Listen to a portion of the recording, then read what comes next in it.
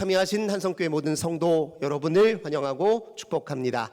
나 자신보다 나를 더 사랑하시는 우리 하나님께서 여러분 모두에게 하늘의 크신 은혜와 평화 가득 부어주시길 주님의 이름으로 간절히 기원합니다. 삶의 기쁨을 회복하다라는 주제로 말씀을 이어가고 있습니다. 오늘은 그 마지막째 시간으로 자유를 누리다라는 제목으로 함께 은혜 나누도록 하겠습니다. 바울은 빌립보 교회 성도들을 향해 힘주어 말합니다. 우리 하늘나라 시민권자입니다. 주 안에 굳게 서야 합니다. 이렇게 힘주어 말했습니다. 주 안에 굳게 서려면 바쁘게만 살 게 아니라 주님 때문에 멈춰 설 수도 있어야 합니다. 주님께서 우리를 부르시는 음성을 듣고 우리 하는 일에만 온통 주의와 신경을 다 쏟아 부을 것이 아니라 우리의 내면에 주의를 기울여 우리가 무슨 마음을 먹고 사는지도 살필 수 있어야 됩니다. 주의 말씀을 우리의 마음에 붓고 부어 우리 마음에 새겨 우리 마음을 주님께로 돌이킬 수도 있어야 합니다. 주님께서 우리 가운데 찾아오셔서 우리의 마음과 생각을 다스리시고 새롭게 하실 때까지 기다릴 줄도 알아야 합니다. 그것이 바울이 우리에게 주는 권면의 메시지입니다. 그리하면 하나님의 평강이, 우리의 지각을 초월한 하나님의 평강이 우리의 마음과 생각을 지키실 것이다. 바울은 확언하고 있습니다. 우리 마음과 생각 별로 그렇게 믿을 게 못 됩니다. 오염되기 쉽습니다. 우리 마음과 생각이요 딱딱하게 굳어질 때가 참 많습니다. 이 마음과 생각 그냥 내버려두면 늘 하는 일이 과거의 후회스러운 일들, 아픈 기억들 끄집어내어 꼭 곱씹는 일에만 힘쓸 때가 많고요. 미래에 대해 염려하느라고 혹시 이런 일 생기지 않을까 두려운 일들만 자꾸 상상하는 것이 우리의 마음입니다. 주님의 평강이 우리의 마음과 생각을 다스려야 우리가 달리 생각할 수도 있고 다른 마음 먹고도 살 수 있습니다. 주의 평강이 우리 마음에 임하면 우리 마음이 딱딱하게 굳어져 있던 우리 마음이 부드럽게 풀어집니다. 낯선 곳에요 홀로 남겨진 아이를 생각해 보십시오. 두려움에 겁에 질려 있으면 아무것도 제대로 할 수가 없죠. 얼굴 표정도 굳습니다. 꼼짝도 할 수 없어요. 그러나 사랑하는 엄마가 그의 눈앞에 나타났을 때 그의 얼굴 표정은 밝아질 것이고 그 엄마 품 안에서 그의 엄마의 사랑의 시선 앞에서 그는 마음껏 자기 놀이에 심취할 수 있는 것입니다. 우리 마음이 왜 딱딱하게 굳어질까요? 이런 생각 때문에 그래요. 이 세상 내가 애쓰고 수고하야, 내가 내 자신을 지켜야 내가 살 수 있지. 아무도 나를 지켜줄 사람 없어. 나 홀로 이 세상에 덩그러니 던져졌으니 내가 날 지키기 위해 고군분투하지 않으면 안 돼라고 하는 이 강박적 사고 때문에 우리의 마음이 딱딱하게 경직됩니다. 그런데 하나님은 결코 우리를 홀로 둔 적이 없으십니다. 결코 우리를 홀로 둔 적 없으신 하나님을 내 인생의 배경을 삼기 시작한다면 우리의 마음을 풀어지기 시작합니다. 우리의 마음은 주님의 그 따뜻한 사랑의 품 안에서 풀어지기 시작합니다. 우리의 생각도 마찬가지예요. 우리 생각이 왜 이렇게 고집스럽고 편협합니까? 우리가 통제할 수 없는 상황을 두려워하기 때문에 그래요. 내 뜻대로 안 되는 상황을 두려워하고만 있기 때문에 그렇습니다. 예를 들면 어떤 일을 시작할 때 우리는 습관적으로 이렇게 말해요. 이번 일 이거 반드시 성공해야 되는데 이거 성공 못하면 큰일 나는데 우리 이렇게 주로 마음속으로 되뇌일 때가 참 많습니다. 왜 그렇습니까? 실패하면 실패 이후의 상황을 우리가 두려워하기 때문에 그렇죠. 너무나 당연한 말이죠. 실패 이후의 상황이 두려우면 반드시 성공해야 돼 이렇게 생각합니다. 하지만 바꾸어서 생각해 보십시오. 실패할지라도 우리의 상황보다 더 크고 위대하신 주님께서 우리 인생을 역전시켜 주시고 우리 인생에 반전을 허락하실 것이다 확신한다면 우리 반드시란 말은 뺍니다. 인생에서 반드시라는 말을 붙일 수 있는 유일한 대상은요 하나님밖에 없어요. 주님이 반드시 우리를 붙잡아 매십니다. 우리 반드시 이것 해야 돼, 반드시 이것 이뤄내야 돼. 아니요, 그렇게 안 해도 괜찮습니다. 실패해도 반드시 우리를 지키시는 주님, 반드시 우리를 홀로 두시지 않는 주님 앞에 선다면 우리 이렇게 생각이 바뀌어요. 이번 일 기쁘고 감사한 마음으로 최선을 다하자. 반드시 성공할 필요는 없다. 실패도 주님이 함께 계시면 감내할 만하다. 실패도 우리 상에 반드시 역전과 반전의 기회가 될 수 있다. 그렇게 믿을 것입니다. 그러니 주의 평강이 임해야 우리의 생각이, 그 편협한 생각이 달라질 수 있습니다. 우리는 주님의 평강을 구하는데 힘써야 돼요. 우리가 이 세상의 문제를 해결하고 상황을 개선하는 일에만 얼마나 마음을 씁니까? 우리의 생각이 골똘히 매진해 있는 것이 다 그런 일들이에요. 문제 해결, 상황 개선, 여기에만 힘을 씁니다. 아니요, 주님을 기다릴 줄 알아야죠. 주님의 통치와 은혜로우신 다스리심을 기다릴 줄도 알아야 됩니다. 우리의 마음과 생각이 골똘히 무엇인가에 매몰되어 있다고 해서 우리 인생이 잘 될 것 같으신가요? 아닙니다. 전자에 말씀드린 것처럼 우리의 마음과 생각은 오염되어 있고 왜곡되어 있습니다. 치유가 필요합니다. 다행인 것은 우리에게 마음과 생각만 있는 것이 아니라 그 이상의 소중한 우리 존재의 영역이 있는데 그것이 바로 영입니다. 우리에게는 영적 본성이 있습니다. 사람은 심리학적으로 규정할 수 없는 존재입니다. 왜요? 사람에게는 마음과 생각 이상의 것이 있는데 그것이 영적 본성입니다. 이 영적 본성 때문에 우리는 하나님을 찾습니다. 하나님을 인식할 수 있습니다. 하나님을 찬미하고 예배할 수도 있습니다. 우리는 결코 마음과 생각으로 우리 자신을 규정해서는 안 돼요. 변덕스러운 마음 가지고 그 고집스러운 생각 가지고 우리 자신을 정의 내리거나 그것과 동일시해서는 안 됩니다. 우리의 본질적 자기는 영에 있습니다. 영이 우리의 본질입니다. 그런데 이 영은요, 마음과 생각은 오염될 수 있어도 영은 오염되는 법이 없습니다. 영은 상처 입지도 않습니다. 영은 훼손되지도 않습니다. 다만 잊혀질 뿐이에요. 간과될 뿐입니다. 우리의 기억 속에서 우리가 떠올리지 않고 망각할 따름이에요. 영은 언제나 그 자리에 있습니다. 영적 본성 때문에 우리는 언제라도 하나님과 접속할 수 있습니다.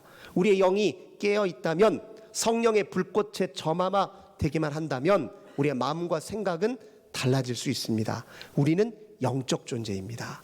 우리가 영적 존재라는 사실을 자각하고 인정하고 영의 주의를 맞추고 그 영으로 하나님의 영을 기다리고 성령과 접속하는 것, 그게 신앙생활에서 가장 중요합니다.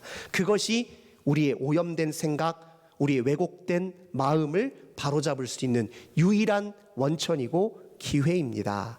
이렇게 영을 의식하고 주의 영을 기다려 접속하는 것을 우리는 기도라고 이야기합니다. 기도는 곧 우리 주님과의 영적 사귐과 교통입니다. 우리 왜 먹고 사는 일에는 그렇게 바쁘면서 문제 해결하는 데는 그렇게 골머리를 앓으면서 왜 기도하는 일에는 이렇게 소홀할까요? 기도하는 일에 소홀하다 보니까 어떤 일이 벌어지냐면 내가 날 위해 하는 일보다 하나님이 날 위해 하시는 일이 더 크고 위대하고 중요하고 결정적이라는 사실을 자꾸 놓쳐버려요. 기도하는 사람만이 은혜로 산다는 걸 압니다. 기도하는 사람만이 내게 주어진 것이 하나님의 선물이라는 걸 알아요. 기도하는 사람만이 내가 지금 누릴 수 있는 것이 하나님의 은혜의 표식이라는 사실을 인정하게 됩니다. 기도하는 일에는 우리 너무 소홀합니다. 기도하면 우리의 마음과 생각으로부터 오히려 자유로워집니다. 골치 아픈 문제들로부터 초연해져요. 상황이 개선되지 않더라도 상황을 견딜 수 있는 힘, 상황을 오히려 긍정적으로 바라볼 수 있는 힘이 기도에서부터 출현합니다. 기도는 그래서 자유입니다. 기도하는 사람은 자유롭습니다. 얽매임이 없어요. 환경도 상황도 얽매임이 없습니다. 나를 괴롭히는 요소들, 괴롭게 만드는 일로부터 얽매이질 않아요. 구애받질 않게 됩니다. 그게 바로 기도가 주는 우리에게 유용한 영적 유익입니다. 기도로 우리는 내적 자유를 구하셔야 됩니다. 기도를 통해서 하나님이 주시는 자유를 누릴 수 있어야 됩니다.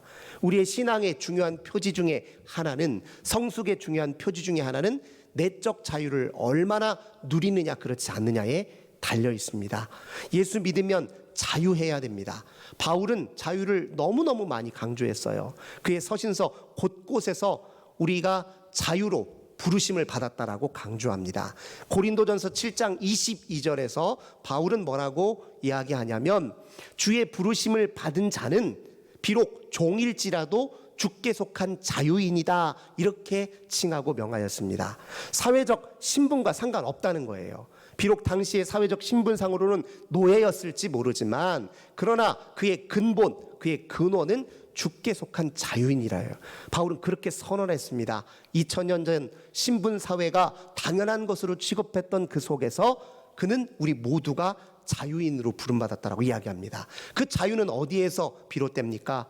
고린도후서 3장 17절에 바울은 이렇게 합니다. 주는 영이시니 주의 영이 계신 곳에 자유가 있느니라.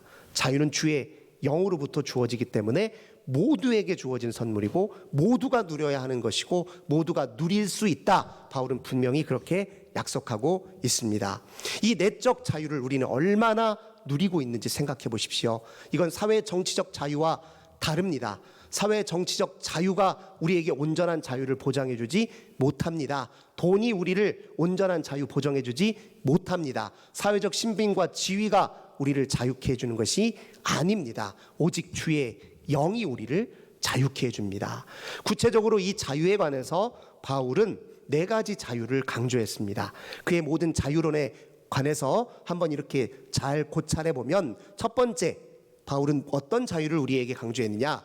율법으로부터의 자유를 강조했습니다. 당시 유대 교인들은요, 율법을 문자적으로 잘 지켜야 하나님 자녀가 되고 구원을 받는다, 이렇게 잘못된 신념을 가지고 있었죠. 그 신념으로부터 자유케 하는 것이 주의 영이라 바울은 강조합니다. 즉 율법을 잘 지키려고 노력해야 내가 구원을 받는 것이 아니라 주님의 은혜가 나를 구원한다라는 그 믿음의 확신으로부터 자유가 주어진다, 바울은 이야기하고 있습니다. 이건 조금 더 심층적으로 바라보자면 이런 뜻이에요. 주님을 인정하면 내 노력에 너무 집착할 필요가 없다는 거예요. 주님께 순종하는 법을 배우면 나를 고집할 필요가 없게 된다는 거예요. 나를 고집하고 내 노력, 내 의지, 내 뜻, 내 마음, 이것 관철돼야 잘 사는 것이 그냥 자꾸 생각하니까 부자유해지고 세상에서 이것 지키고 살아야 된다, 저것 지키고 살아야 된다, 이런 법칙 따라야 한다, 자꾸 기웃된다는 거예요. 그러나 주님이 우리에게 참 자유를 주신다는 걸 안다면 우리는 우리 자신을 고집할 필요가 없는 자유를 누리게 된다는 거예요. 신앙생활에서 중요한 건 노력이 아닙니다. 고집하지 않는 일이에요. 내 노력보다 중요한 건 나 자신을 고집하지 않는 일이에요. 주님께 나를 내려놓고 온전히 순종하고 의지하면 거기에서부터 자유가 있고 거기에서부터 진정한 변화가 있습니다. 이 자유는 자연스럽게 죄로부터의 자유로도 이어집니다. 바울은 우리에게 주어진 내적 자유는 죄로부터의 자유라고 또 얘기합니다. 이 죄로부터의 자유, 우리가 노력해서 스스로 쟁취할 수 있는 것이 아닙니다. 바울은 로마서 8장 2절에서 이야기합니다. 우리가 그리스도 안에 있으면 그리스도의 생명의 성령의 법이 우리를 죄와 사망의 법으로부터 해방시킨다, 그렇게 이야기하고 있습니다. 우리는 비록 죄인이지만 우리 곁에 우리를 사랑하셔서 찾아오신 주님은 죄 없으신 분이고, 우리는 우리를 우리 죄로부터 건져낼 수 없지만 우리를 사랑하셔서 우리 곁에 오신 죄 없으신 주님은 우리를 죄로부터 건져주실 수 있다. 그 사실을 믿고 의지하는 사람에게 죄로부터의 자유가 주어진다, 바울은 그렇게 이야기합니다.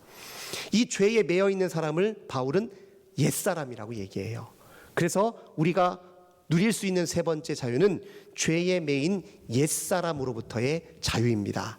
로마서 6장 6절에서 바울은 이 옛사람이 십자가에 못 박혔다라고 선언합니다. 이 말을 다른 말로 하자면 우리 자신을 죄라는 프레임에 가둬놓을 필요가 없습니다. 죄인이라고 해서 죄라는 프레임에 가둬놓고 우리 자신을 대할 필요가 없어요.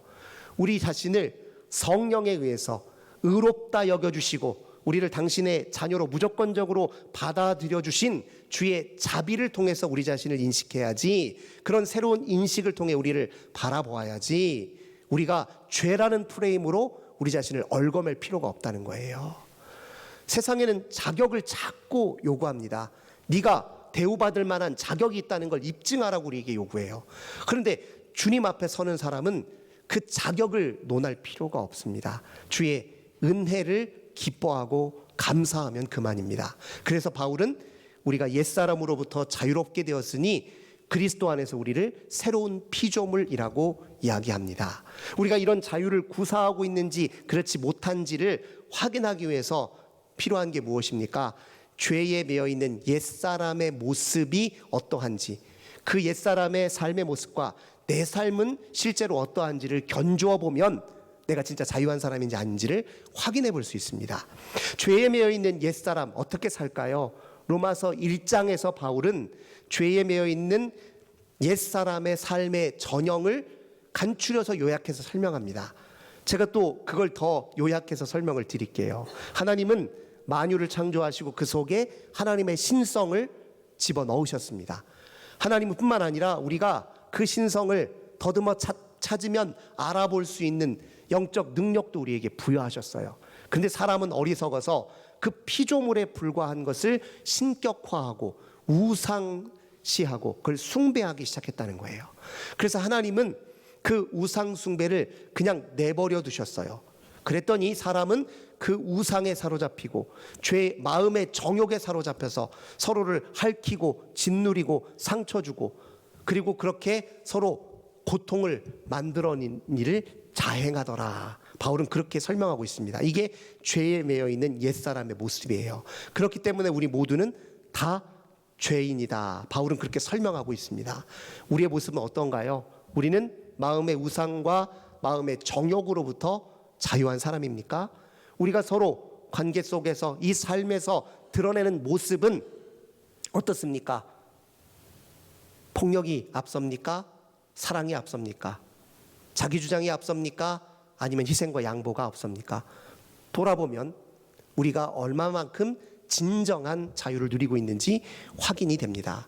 이 죄에 매여 있는 옛사람으로부터 자유한 사람들은 마음의 정욕과 우상으로부터 자유한 사람이다. 바울이 그의 삶을 통해 보여주었습니다. 바울은요, 그가 누릴 수 있는 사회적 모든 특권을 다 내려놓고 주의 일에 전념했잖아요. 뿐만 아닙니다. 그는 얼마든지 풍요롭게 살 수 있는 사람인데요, 자기 자신을 위해서는 물질을 모은 법이 없습니다. 심지어 그의 선교활동 내내 그가 자비량으로 선교했다는 거 우리 잘 알고 있잖아요. 천막 짓는 일을 배워서 그 일을 하면서 자기 생계를 위해서는 자기 일에 힘썼고요. 그리고 교회에서 모든 물질과 또 재정은 전부 하나님 나라와 교회를 위해서 사용했습니다. 오늘 본문의 배경에 되는 이야기도요, 잘 보면 4장 10절에서 바울이 빌립보 교회 성도들에게 고마움을 표시했어요. 내가 여러분들 참 생각하면 너무너무 기쁘고 참 고마운 마음이 있습니다. 왜 그러냐면 바울이 감옥에 갇혀 있을 때 빌립보 교회 성도들은 혹시라도 바울이 몸이 상하지 않을까 싶어서 에바브로디도를 그에게 보냈어요. 그러면서 바울이 필요하다 싶은 물건들을 다 챙겨서 보냅니다.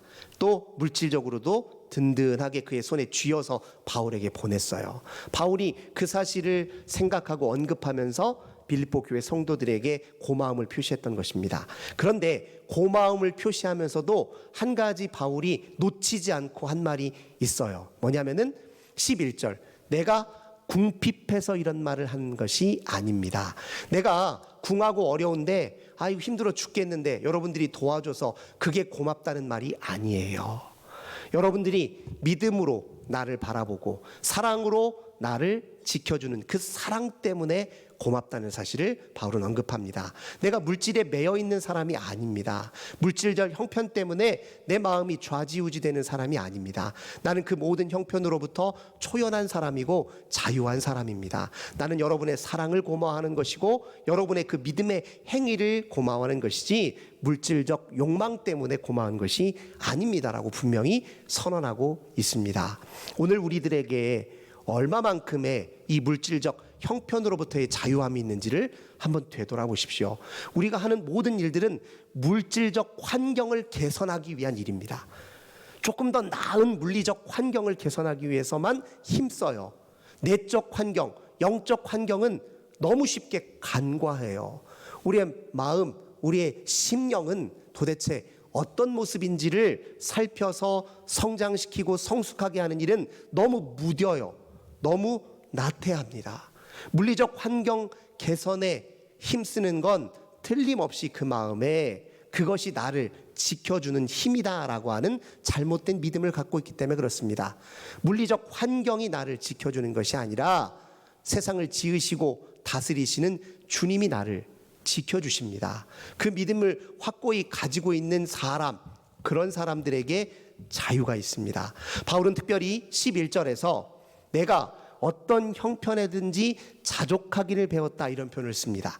그가 물질적 환경과 상황으로부터 초연할 수 있었던 이면에 자족하는 법을 배웠기 때문에 그렇습니다. 자족 왜 중요합니까? 우리 욕망이라는 것은요, 메커니즘을 잘 생각해 보십시오. 욕망은 주로 우리가 손에 쥐지 못한 것, 없는 것에 주의 집중할 때 일어납니다. 뿐만 아니라 우리 손에 쥐고 있지 않은 그것이 내 삶에 너무너무 중요하다라고 과장할 때 욕망이 일어나요. 그 없는 것 그대로 없는 채로 두면 내 삶이 큰일 날 것처럼 잘못 판단하면 그 없는 것, 결핍된 것에 대한 욕망이 자라고 커질 수밖에 없습니다. 그래서 모든 욕망은 대체로 결핍이 만들어낸 욕망입니다. 우리 마음의 정욕은 결핍이 만들어냈고, 그 결핍을 두려워하고 그 결핍이 우리 인생에 아주 큰 장애인 것처럼 과장할 때 우리는 욕망에 사로잡힙니다. 그래서 이걸 물리치기 위해서 필요한 건 자족입니다. 자족은 뭘 뜻할까요? 이미 있는 것, 그것이 얼마나 소중한 것인지를 알고 감사하고 향유하고, 이미 있는 그것이 하나님의 사랑의 표식이고 나를 지킨다는 은혜의 표식이라는 사실을 인정하고 알아보고 그걸 감사할 때, 그걸 우리는 자족하기라고 얘기합니다. 자족이 있는 곳에 마음의 정욕으로부터의 자유함이 있다, 바울은 그렇게 이야기합니다. 우리가 현실적으로 없는 것 많지요. 하지만 없다고 죽지는 않아요. 우리 욕망이 대체로 다 불필요한 것들 속에 매몰되어 있습니다. 없어도 사실 문제가 안 되는 것들, 근데 문제인 것처럼 찾고 착각한다는 거예요. 바울은 자족하기를 통해서 이 욕망으로부터 초연하기를 요구했습니다. 이 자족하는 것, 훈련이 필요한데 이 자족함의 또 이면에 무엇이 필요합니까? 믿음의 확신이 필요합니다. 13절, 내게 능력 주시는 자 안에서 내가 모든 것을 할 수 있느니라. 뭔가 환경이 갖춰주고 상황이 갖춰지고 필요한 것이 손에 쥐어져야 할 수 있는 게 아니라, 지금 내 곁에 계신 주님이 나를 붙드시고 인도하시면, 나를 지원하시고 후원하시고 지지하시면 뭐든지 가능하다라는 믿음의 확신이 있어야 자족하는 게 가능하다, 바울은 이야기합니다. 바울은 모든 필요한 것은 그때그때 필요한 그 순간 제때 맞추어서 주어진다는 확실한 믿음이 있었어요. 그래서 19절에 보면 바울은 주님께서 우리가 쓸 모든 것을 채워주실 것이고 공급하실 것이다 이야기합니다. 손에 쥐고 있기 때문이 아니에요. 없어도 꼭 필요한 것이면 필요한 그때에 상황에 맞게 제때제때 주실 것이다, 바울은 확신했습니다. 주지 않으면 불필요한 것이다 여겼어요. 그 당장 내 손에 없으면 없어도 되는 것이다, 그렇게 생각했습니다.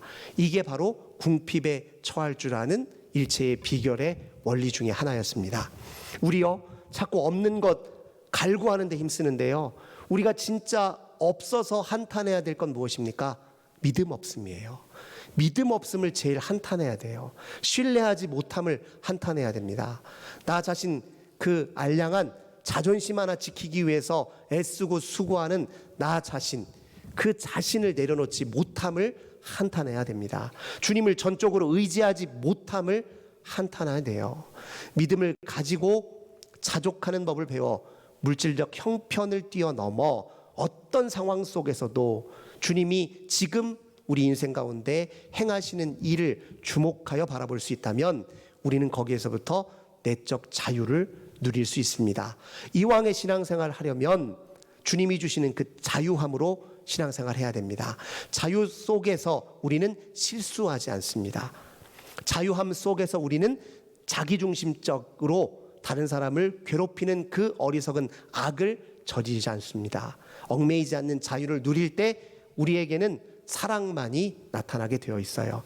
자유한 사람은 사랑이 있습니다. 움켜쥐지 않아도 된다고 믿는 사람은 내어주는 게 힘들지 않습니다. 다 우리 인생에서 경직되고 자기중심적이고 방어적인 이유는 얽매인 게 많고 집착하는 게 많기 때문 아닙니까? 주님이 주시는 내적 자유를 통해 이 세상에 참 주의 나라를 살아가시는 저와 우리 모든 성도님들 되시길 주님의 이름으로 간절히 기원합니다. 좋으신 주님 감사드립니다. 저희들 주님이 주실 수 있는 내적 자유를 얼마나 누리고 삽니까? 주님, 우리가 너무나 얽매여 살고 있지는 않습니까?